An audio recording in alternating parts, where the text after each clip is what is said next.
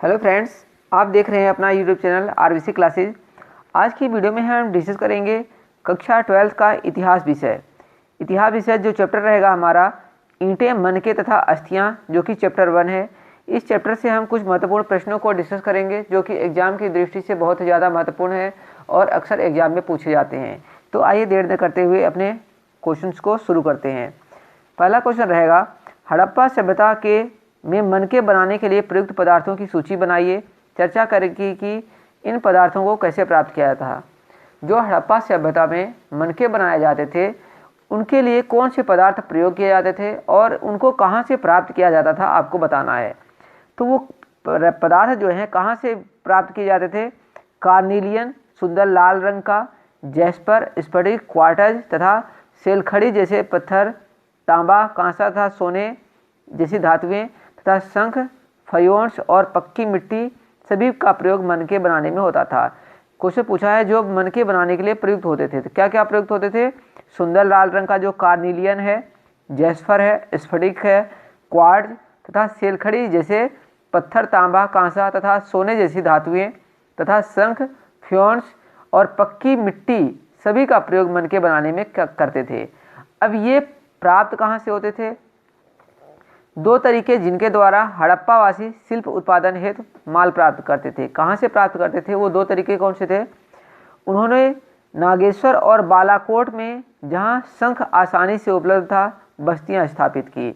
जो हड़प्पा सभ्यता के लोग थे, नागेश्वर और बालाकोट में उन्होंने अपनी बस्तियाँ स्थापित की। और दूसरा, उन्होंने राजस्थान के खेतड़ी अंचल तांबे के लिए, मतलब खेतड़ी अंचल में क्या मिलता था? तांबा मिलता था, तथा दक्षिण भारत मतलब सोने के लिए जैसे क्षेत्रों में अभियान भेजा। नेक्स्ट क्वेश्चन रहेगा, अन्य सभ्यताओं की अपेक्षा सिंधु घाटी सभ्यता के विषय में जानकारी कम क्यों है? अपने तर्क की व्याख्या करना है। मतलब जो अन्य सभ्यताएं हैं उनके मुकाबले अगर बात करें तो जो सिंधु घाटी सभ्यता है उसके विषय में जानकारी कम मिलती है, ऐसा कारण बताना है आपको। क्यों? तो क्या कारण है इसका? नंबर 1 कारण है, उस काल की लिपि आज तक नहीं पढ़ी जा सकी है। जो सिंधु घाटी सभ्यता है उस काल में जो लिपि चलती थी वो आज तक पढ़ी नहीं जा सकी है, और जब लिपि ही नहीं पढ़ी जा सकी है तो उसके विषय में जानकारी ज़्यादा कैसे प्राप्त होगी। और जो इसका दूसरा पॉइंट है, केवल पुरातात्विक अवशेषों का अध्ययन करते हुए अनुमान के आधार पर ही सिंधु सभ्यता के विषय में सभ्यता का समय व विकास आदि का ज्ञान प्राप्त कर पाए हैं, जबकि अन्य सभ्यताओं के संबंध में जानकारी का मुख्य आधार उनकी लिपि का पढ़ा जाना है। दूसरा पॉइंट लिखा हुआ है कि जो अन्य सभ्यताएं हैं उनके बारे में अधिक जानकारी कैसे मिली? क्योंकि उनकी लिपि पढ़ने में सक्षम हो गए, मतलब उनकी लिपि पढ़ सकें। लेकिन सिंधु घाटी सभ्यता की जो लिपि है उसको नहीं पढ़ा जा सका, तो और जब नहीं पढ़ा जा सका है तो अधिक जानकारी मिल नहीं पाएगी। नेक्स्ट क्वेश्चन पर चलेंगे, हड़प्पा सभ्यता के अध्ययन के दौरान कनिंघम के मन में क्या भ्रम था? जो क्वेश्चन है, कनिंघम के मन में क्या भ्रम था? तो आरंभिक बस्तियों की पहचान के लिए उन्होंने 4वीं से 5वीं शताब्दी ईस्वी के बीच उपमहाद्वीप में आए चीनी बौद्ध तीर्थयात्रियों द्वारा छोड़े गए वृत्तांत का प्रयोग किया। यहाँ तक कि कनिंघम की मुख्य रुचि भी आरंभिक ऐतिहासिक लगभग 6वीं शताब्दी ईसा पूर्व से 4वीं शताब्दी ईस्वी तक उसके बाद के कालों से संबंधित पुरातत्व में थी। और जो थर्ड पॉइंट है, कई और लोगों की तरह ही उनका यह भी मानना था कि भारतीय इतिहास का प्रारंभ गंगा नदी की घाटी के पनपे पहले शहरों में के साथ ही हुआ था। नेक्स्ट क्वेश्चन रहेगा, हड़प्पा सभ्यता के अध्ययन के दौरान मार्शल और कनिंघम के द्वारा अपनाए गए तकनीक में क्या अंतर था? तो फ्रेंड्स आप ये क्वेश्चन खुद ही पढ़ लेना, क्या अंतर था। जो नेक्स्ट क्वेश्चन पढ़ेंगे हम, ये बहुत इंपॉर्टेंट रहेगा। सावधान हड़प्पा सभ्यता में व्याप्त सामाजिक विषमताओं को समझने का एक बेहतर स्रोत है, व्याख्या करो। सावधान मतलब जहाँ पर हड़प्पा सभ्यता में जब शव को दफनाते थे उसके विषय में पूछ रहा है, उसके विषय में जानकारी कैसे प्राप्त होती है। तो फ्रेंड्स आपको बता दूं कि जब हड़प्पा सभ्यता में जैसे किसी की मृत्यु हो जाती थी तो जो उसकी उपयोग की वस्तुएं होती थी वो भी उसके साथ ही दफना दिया करते थे, जैसे आभूषण वगैरह। ठीक है, तो इसी के विषय में लिखा हुआ है, आइए देखते हैं।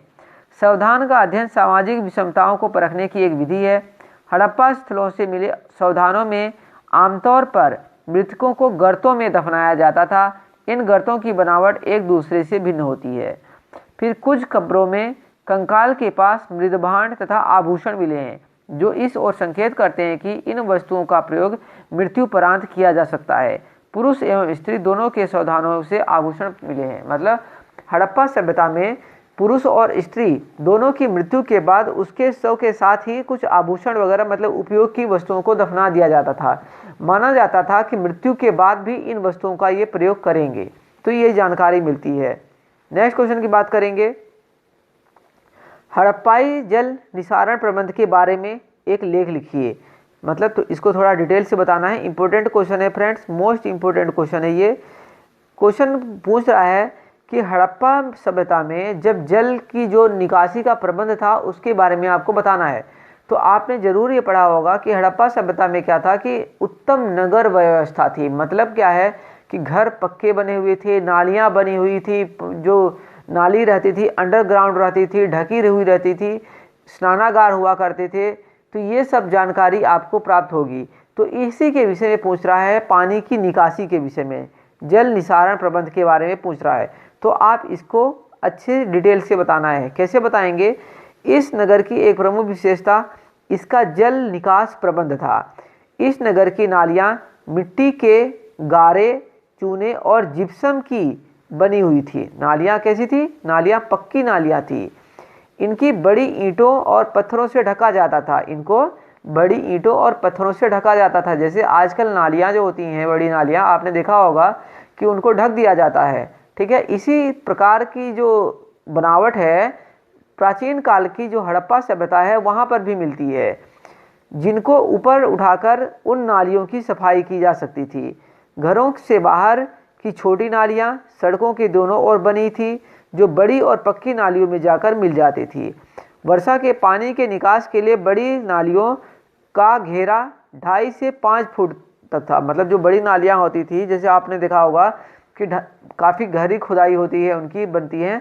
तो पुराने ज़माने में भी, मतलब हड़प्पा सभ्यता में भी 2.5 से 5 फुट गहरी जो नालियाँ थी वो होती थी। घरों से गंदे पानी के निकास के लिए सड़कों के दोनों ओर गड्ढे बने हुए थे। इस तथ्यों से यह प्रतीत होता है कि सिंधु घाटी के लोग अपने नगरों की सफाई की ओर बहुत ध्यान देते थे। नेक्स्ट क्वेश्चन है, हड़प्पाई समाज में शासकों द्वारा किए जाने वाले संभावित कार्यों की चर्चा कीजिए। हड़प्पा सभ्यता में जो शासन का कार्य होता था, मतलब जो शासक राजा हुआ करते थे, वो कौन से कार्य करते थे, आपको इसके विषय में बताना है। तो क्या था? हड़प्पाई समाज में शासकों द्वारा जटिल फैसले लेने और उन्हें कार्यान्वित करने जैसे महत्वपूर्ण कार्य किए जाते थे। वे इसके लिए एक साक्ष्य प्रस्तुत करते हुए कहते हैं कि हड़प्पाई पुरावस्तुओं में असाधारण एकरूपता को ही ले, जैसा कि मृदभांडों, मोहरों, बांटों तथा ईंटों से स्पष्ट है। बस्तियों की स्थापना के बारे में निर्णय लेना, बड़ी संख्या में ईंटें बनाना, शहरों में विशाल दीवारें, सार्वजनिक इमारतें, उनके नियोजन करने का कार्य, दुर्ग के निर्माण से पहले चबूतरों का निर्माण के बारे में निर्णय लेना, लाखों की संख्या में विभिन्न कार्यों के लिए श्रमिकों की व्यवस्था करना, जिससे महत्वपूर्ण और कठिन कार्य संभवतः शासक ही करता था। नेक्स्ट पॉइंट रहेगा इसका, कुछ पुरातात्विद यह मानते हैं कि सिंधु घाटी की समकालीन सभ्यता मेसोपोटामिया के समान हड़प्पाई लोगों की भी एक पुरोहित राजा होता था, जो प्रसाद महल में रहता था। लोग उसे पत्थर की मूर्तियों में आकार देकर सम्मान करते थे। मतलब उसकी मूर्तियां बनाते थे और उसको सम्मान देते थे।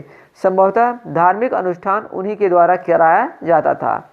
कुछ पुरातात्विद इस मत के हैं कि हड़प्पाई समाज में शासक नहीं थे तथा सभी की सामाजिक स्थिति समान थी। दूसरे पुरातात्विद यह मानते हैं कि यहाँ कोई एक नहीं बल्कि कई शासक थे, जैसे मोहनजोदड़ो, हड़प्पा आदि के अपने अलग अलग राजा होते थे। और लास्ट पॉइंट है, कुछ और तर्क देते हैं कि एक ही राज्य था, जैसे कि पुरावस्तुओं में समानताओं, नियोजित वस्तुओं के कच्चे माल, ईंटों के आकार, निश्चित अनुपात तथा बस्तियों के कच्चे माल के स्रोतों के समीप संस्थापित होने से स्पष्ट है। नेक्स्ट क्वेश्चन है, आप कैसे कह सकते हैं कि हड़प्पा संस्कृति एक नगरीय सभ्यता थी? तो अभी हमने क्या पढ़ा कि जो वहाँ की नगर व्यवस्था थी, पानी की व्यवस्था थी, वो एकदम पक्की थी, ईंटों से बनी हुई थी। तो फ्रेंड्स, जहाँ पर ये सब सुविधाएं होगी, स्नानागार होंगे, उत्तम पानी की निकासी होगी, तो वहाँ की सभ्यता को तो हम नगरीय सभ्यता ही बोलेंगे ना। तो ये मोस्ट इंपोर्टेंट क्वेश्चन बन जाता है, कई बार एग्जाम में पूछा गया है ये। हाँ, हम कह सकते हैं कि हड़प्पा संस्कृति एक नगरीय सभ्यता थी। निम्नलिखित उदाहरण बताते हैं। कौन से? नगर सुनियोजित और घनी आबादी वाले थे। सड़कें सीधी और चौड़ी थी। घर पक्की लाल ईंटों के बने थे और एक से अधिक मंजिले के थे। प्रत्येक घर में कुआं व स्नान घर थे। ठीक। घर निकासी की उत्तम व्यवस्था थी जो मुख्य जल निकासी से जुड़ी थी। और हड़प्पा नगर में सार्वजनिक भवन देखने को मिले हैं, मतलब धर्मशाला वगैरह टाइप के। नेक्स्ट क्वेश्चन पॉइंट रहेगा इसी में, लोथल में डॉकयार्ड मिले हैं जिससे पता चलता है कि मुख्य व्यापारिक केंद्र रहे थे। हड़प्पा संस्कृति के पतन के बाद नगर नियोजन लगभग भूल गए और नगर जीवन लगभग 1000 वर्ष तक देखने को नहीं मिला। हड़प्पाई लोगों की कृषि प्रौद्योगिकी पर एक लेख लिखें। जो हड़प्पाई लोग थे उनकी कृषि प्रौद्योगिकी के विषय में एक लेख लिखना है, मतलब आपको एक लॉन्ग क्वेश्चन देना है। तो फ्रेंड्स, आप इसका स्क्रीनशॉट ले लें और वीडियो को पॉज करके इसको पढ़ें। नेक्स्ट क्वेश्चन रहेगा, चर्चा कीजिए कि पुरातात्विक किस प्रकार अतीत का पुनर्निर्माण करते हैं। तो इसके कुछ पॉइंट क्या क्या हैं, आइए देखते हैं। कई बार अप्रत्यक्ष साक्ष्य का भी सहारा लेना पड़ता है और वे प्रत्यक्ष एवं अप्रत्यक्ष साक्ष्य में समानता ढूंढते हैं। भोजन अथवा भोज्य पदार्थों की पहचान के लिए मिले अवशेषों में अन्न अथवा अनाज पीसने या पकाने के यंत्र अथवा बर्तनों का अध्ययन किया जाता है। पुरातात्विक पुरावस्तुओं को ढूंढकर उनका अध्ययन कर अतीत का पुनर्निर्माण करते हैं। मतलब जो पुरातात्विक होते हैं वो क्या करते हैं, जो अतीत की वस्तुएं हैं, पुरावस्तुएं हैं, उनको ढूंढते हैं और उनके विषय में अध्ययन करते हैं। पुरावस्तुओं की खोज उद्यम का आरंभ मात्र है। इसके बाद पुरातात्विक अपनी खोजों को वर्गीकृत करते हैं। पुरातात्वविदों को संदर्भ की रूपरेखा भी विकसित करनी पड़ती है।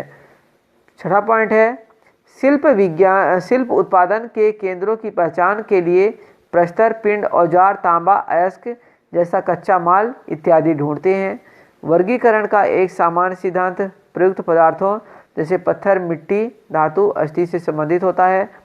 किसी भी प्रकार को उसकी वर्तमान प्रयोग से जोड़ा जाता है। सांस्कृतिक एवं सामाजिक भिन्नता को जानने के लिए कई विधियों का प्रयोग करते हैं। समाधानों का अध्ययन ऐसा ही एक प्रयोग है। और पुरातात्विद किसी पुरावस्तु की उपयोगिता को समझने का प्रयास करके उत्खनन स्थल से भी करते हैं। तो फ्रेंड्स, ये थे 10 महत्वपूर्ण प्रश्न आपका जो चैप्टर फर्स्ट है इतिहास का, उस पार्ट से। तो उम्मीद करता हूँ कि आपको ज़रूर समझ में आया होगा। आपको समझ में आया है तो वीडियो को ज़रूर लाइक करें और चैनल को सब्सक्राइब कर लें ताकि आपको नोटिफिकेशन मिलते रहें, अन्य वीडियो आप प्राप्त करते रहें। Okay friends, thank you for watching this video. मिलेंगे नेक्स्ट वीडियो में।